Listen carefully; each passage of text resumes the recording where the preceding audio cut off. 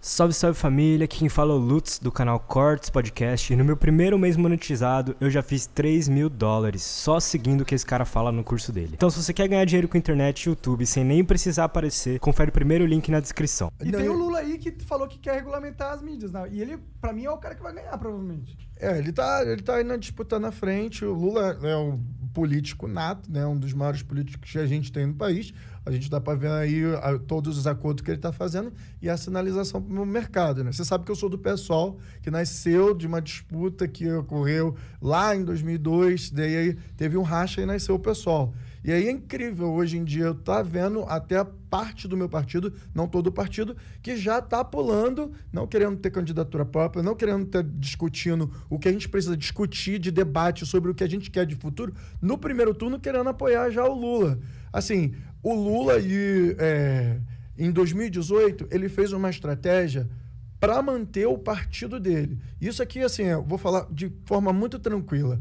O Lula, ele manteve a candidatura dele até o final para que ele pudesse manter a maior bancada, a segunda maior bancada, ele conseguiu eleger e que o partido dele ficasse.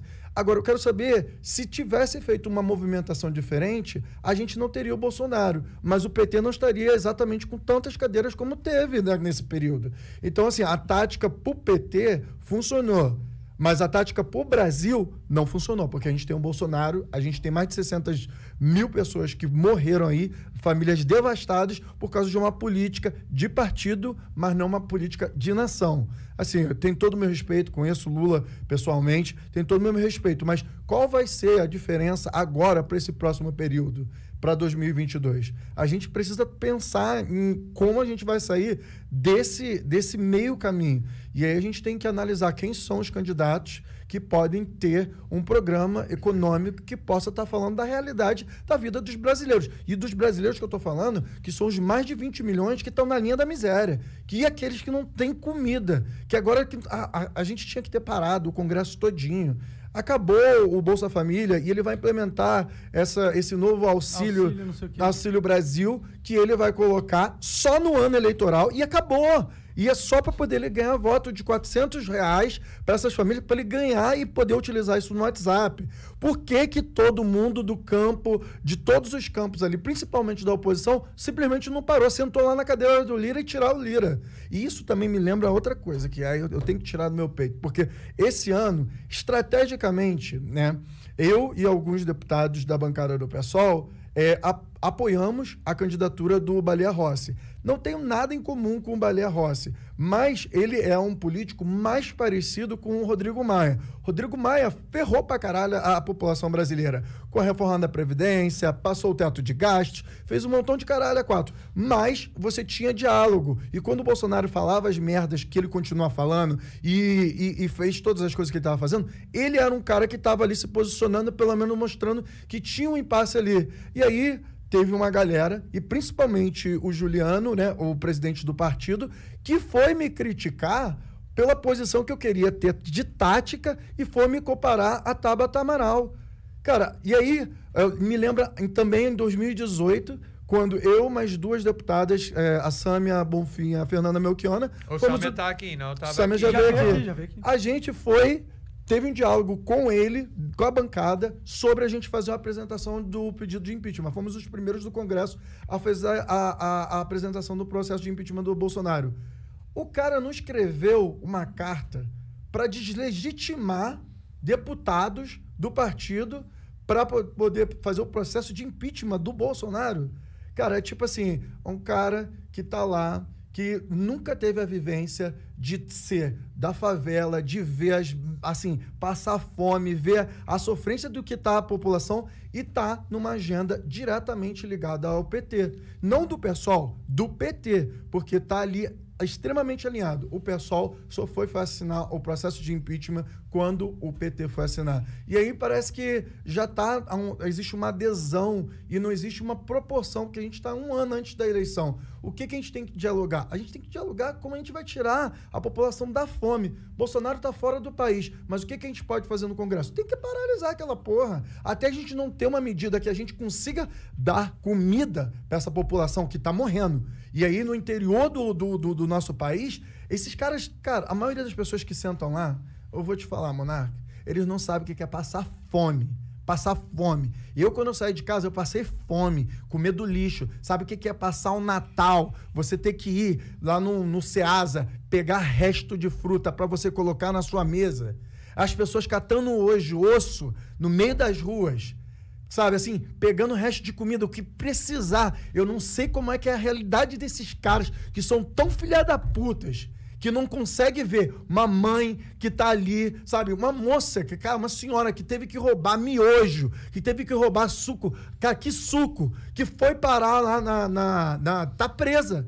E o cara lá no sul também que pegou comida estragada, que também tá preso. Qual é a realidade desses parlamentares que estão lá? Qual é a realidade da política nesse país que não vê a situação real dessa população? Cara, me dá uma raiva, assim, me dá um ódio que aquilo lá tem que ser paralisado até a gente dar uma solução para os mais miseráveis desse país, que estão morrendo realmente de fome esse momento no nosso país. Mas aí o que acontece? É os acordos, é o centrão, é aquele movimento todinho da política antiga que não se renova. E aí por isso que a gente fala que precisa ter mais representatividade desses lugares. Mas aí a gente tem que ter mais espaço para essas pessoas falarem. E por isso que a gente tem que estar tendo esses diálogos em todos os espaços possíveis para poder a gente alcançar essas pessoas. Como são pessoas da minha família que votaram no Bolsonaro. Mas aí agora, eu vou ficar sem falar com todas as pessoas que votaram no Bolsonaro nesse último período? Eu tenho que dialogar, assim como eu dialogo com os parlamentares lá.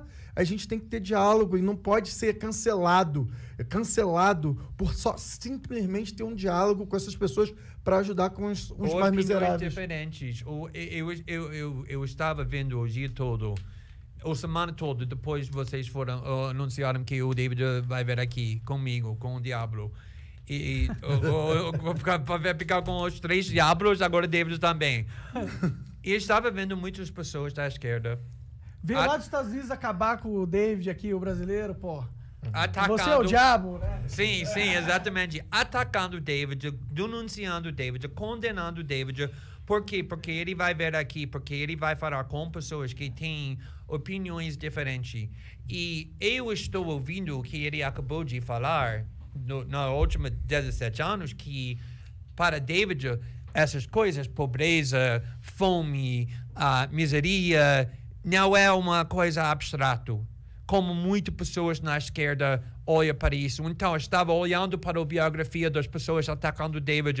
Eu sou doutorado na PUC, em várias coisas. Obviamente, eles veio da Universidade da Vida, pô. Exatamente. E eles vão julgar David com a vida que ele tinha, para tudo que ele passou, porque ele não olha para o político como um jogo, porque ele não quer ficar brincando com, se você falar com essa pessoa que não é perfeito, que não tem ideologia perfeita, que uma vez falou alguma coisa errada, não pode falar com essas pessoas mais, porque para elas é um jogo. O política é um jeito para sentir superior, para mostrar que eles são superior, mas para David, para pessoas assim, não é isso. Não é isso. E essa é a diferença. É sobre a vida das pessoas que a gente está falando no final das contas. É sobre a essência do que é política. A política nada mais é do que a forma com que a sociedade interage para resolver os problemas delas mesmas.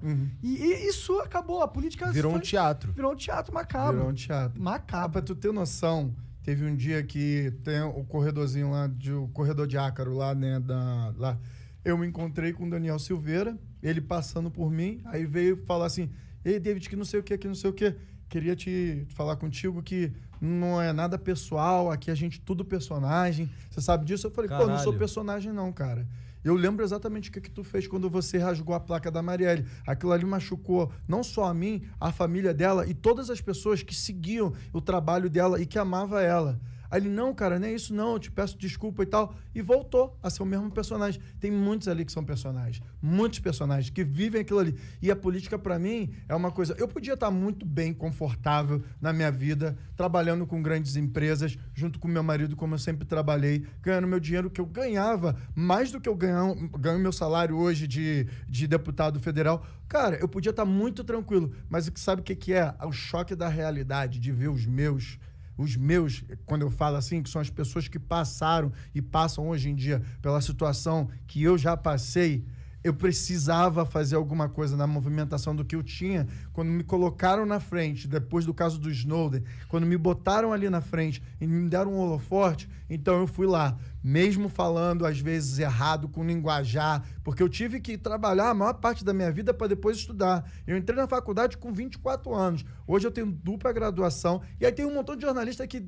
Já teve jornalista que veio falar comigo no Twitter porque eu escrevi alguma coisa numa sentença errada. Obviamente, eu passei parte da minha vida sem conseguir estudar. Eu tinha que trabalhar, andar com um sapato rasgado. Não tinha R$1,50 para poder comprar um salgado. E tinha que comer arroz, feijão e às vezes se sobrava 25 centavos, mortadela, uma fatia de mortadela em cima para poder complementar. Porque essa é a realidade dos brasileiros. A maioria dos brasileiros vai sofrer muito até a gente conseguir estagnizar e melhorar a economia do nosso país, que eu não estou vendo, assim, vários dos candidatos tendo um plano para isso. O plano é, vamos acalmar o mercado, vamos falar com a burguesia, que aí a burguesia vai fazer isso. Isso, sinceramente, eu não consigo compactuar com esse pacto que eles estão fazendo. Meu pacto é com o povo que está sofrendo dentro desse país. Parece que tem muito dos políticos que eles acham que o país ir bem é a bolsa de valores ao valorizar.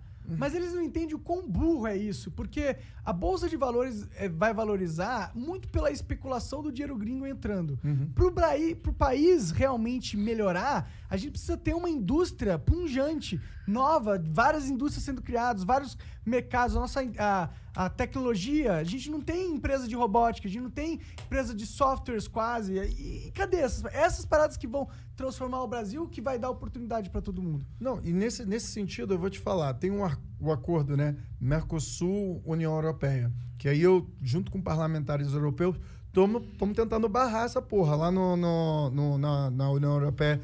Os parlamentares, né, de esquerda, radical mesmo, que são de esquerda, que não são esquerda caviar, estão lá na luta, na linha de frente. Por quê? Porque eles querem fazer um acordo tecnológico que a gente vai conseguir comprar lá.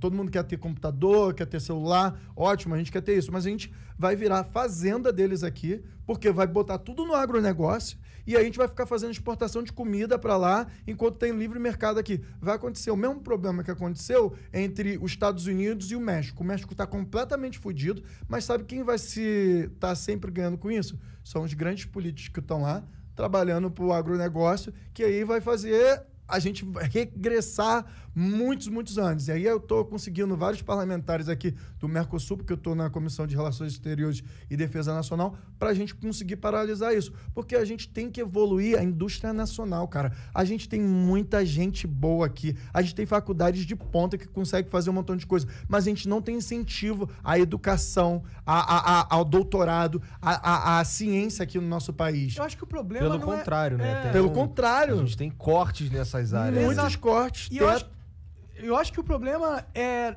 Eu acho que tem que ter incentivos, claro, mas o maior problema não é nem isso, não chega nem a ser esse. O problema é que tem tantas barreiras pro empreendedor, pro cara que quer criar uma indústria, pro cara que quer criar alguma coisa, tem tantas barreiras que se torna impossível. A gente já tentou, a gente já pensou em vários projetos aqui, a gente tentou criar uma loja de camiseta. São tantas leis que te fodem que esse é o problema. Essas leis têm que ir embora.